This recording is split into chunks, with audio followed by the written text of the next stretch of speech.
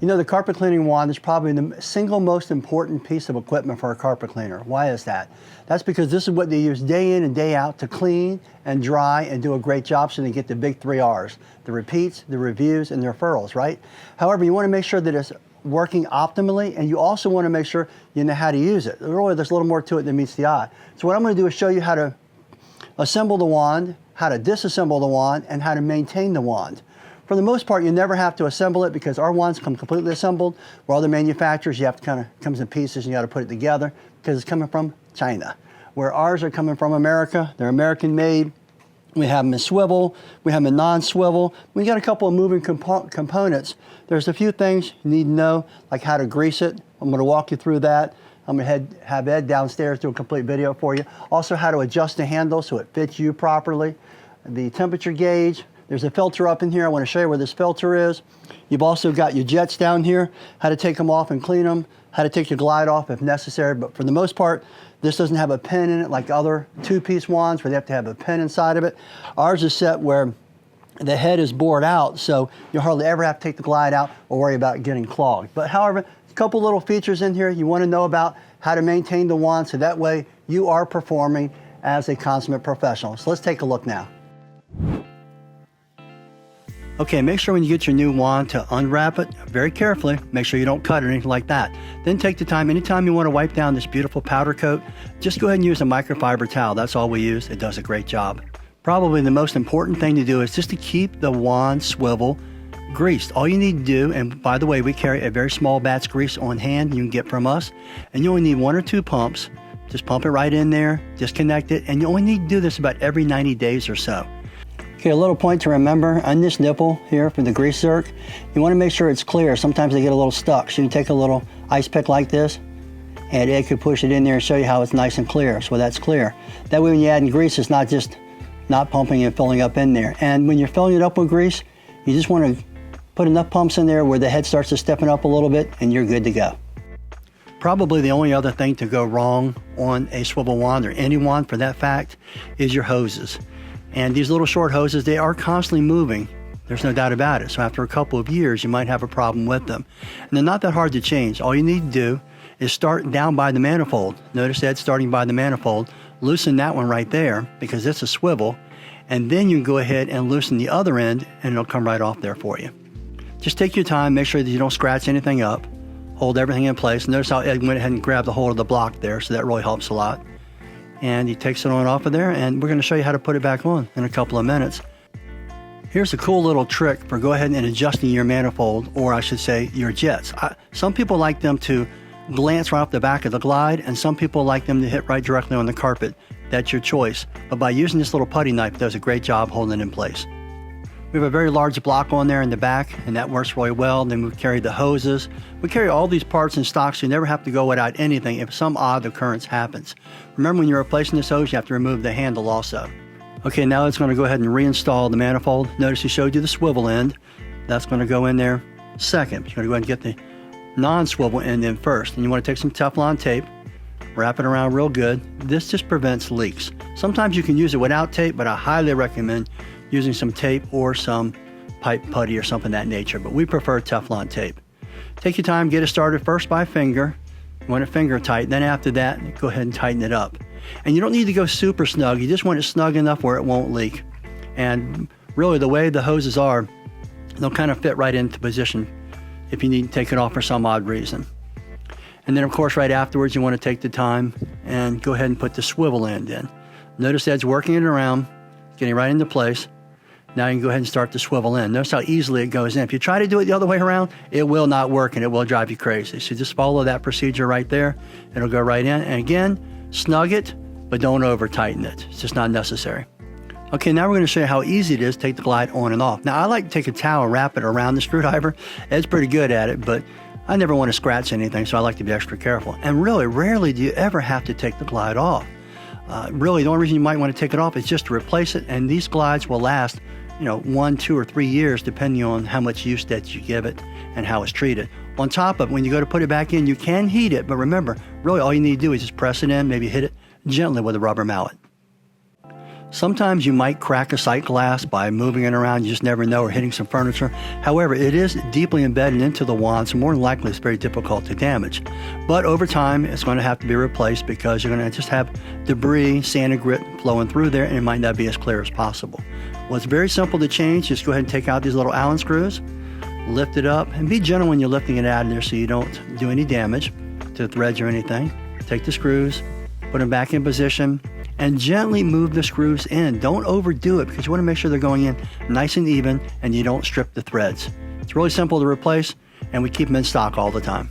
Now, if you get a jet that's plugged or just needs to be cleaned, I'm going to show you how to clean it. And it's really important to follow this procedure, and I'll show you why in a couple of seconds. First of all, we like to get a wrench onto the jet extender and then go ahead and work the jet out of there. Take a nice brush and brush it off. Generally, that will clear it. If that doesn't clear it, we'll take a torch tip cleaner, right? And we'll run that through the jet and make sure it runs clear. Now, why are we using that? Because it's just the right size. Anything larger can bore out the jet, and then your spray pattern's not correct, and you don't have correct cleaning after that.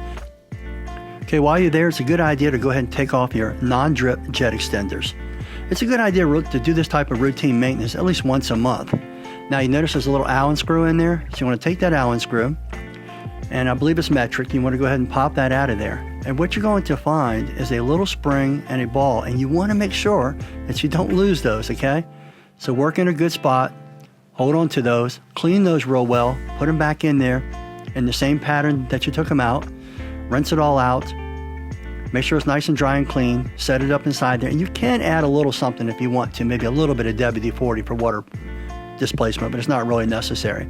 Just make sure it's nice and clean, the spring is in good shape, put it back together, don't over torque it, and I'm going to clean that out. Sometimes I'll take and run the wand with all the jet extenders off. That way I get a nice good flush through there, because it's important to keep your filter cleaned up above, and I'm going to show you how to clean that filter, because that's generally what leads to plugged jets or a plugged jet extender which has the non-drip on there. You really want those functioning correctly, because every cleaner hates it dripping on the floor, and everybody hates a jet that's not working properly. Hey, before Ed gets to the top of the wand, I want to remind everybody we carry a wide variety of wands. I'm talking about from swivel wands, non-swivel wands, short wands, tall wands, extra long wands. We've also got stair tools, we've got upholstery tools. When it comes to wands, we got you covered. Don't forget they come in swivel, they come in non-swivel. You can have them colored, you can have them non-colored. And remember, they're all anodized for the most part. And we have some stainless steel. We got every type of wand you have, and if we don't have it, we'll get it for you. Okay, now we're going to go ahead and assemble and adjust the handle. Now remember, the wand is generally 100% assembled, but sometimes if we're really busy, we won't put the handle on there for a good reason, and that reason is too, you can go ahead and adjust it the way you like it. But it's really important to not over torque these, because you can damage the handle if not careful. So Ed took it totally off. There's 6 screws and nuts and bolts there. And you want to go ahead and put them in position, just kind of get them finger tight at first, and work from side to side, okay? That way you're not over torquing, because sometimes when you tighten one nut, the other one will become loose. So you kind of want to keep them nice and even. And what's really important, and why you want to know this, is because you might want to adjust the handle. Some guys like the handle lower, but what I've found is when the handle is lower, it just hurts your back when you're cleaning. So we like to keep the handle up really far. This is where Ed keeps his, but I like mine even further up. Now we're going to take the temperature gauge off. Sometimes, unfortunately, when you have employees and even yourself, if you drop a wand, maybe on a hard surface, something like that, you could damage that. I call it a check engine light, so I really love having it on there. And we carry these in stock, so if you do break one by accident, just contact us and we can get you one out to you. Now, when you take it off of there and you get the new one, of course, you want to add your Teflon tape again, screw it in there, get it finger tight, and don't over torque this either. You just want it in there strong enough that it's not leaking on you. And if it's leaking, just tighten it just a little bit more and you're good to go. Sometimes your wand valve can get hung up a little bit, and we have a rebuild kit for it. You can take it apart and just clean it. But remember, just take this nut off right there that Ed was pointing to, and you can take the components out of there and clean them. But if the spring or the ball or anything is damaged in there, or the gaskets, all you have to do is just replace it. There's only 2 screws that holds it on there, but you do have to take your ends off and take your hose off, so remember that.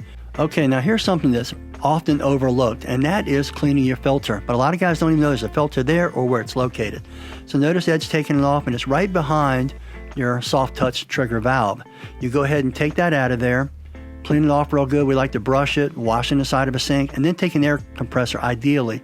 Now this is a compression fitting, so when you put it back together, right in here between the filter, it doesn't really need Teflon tape, but you still want to snug it nice and tight, but not so tight that you can damage the threads.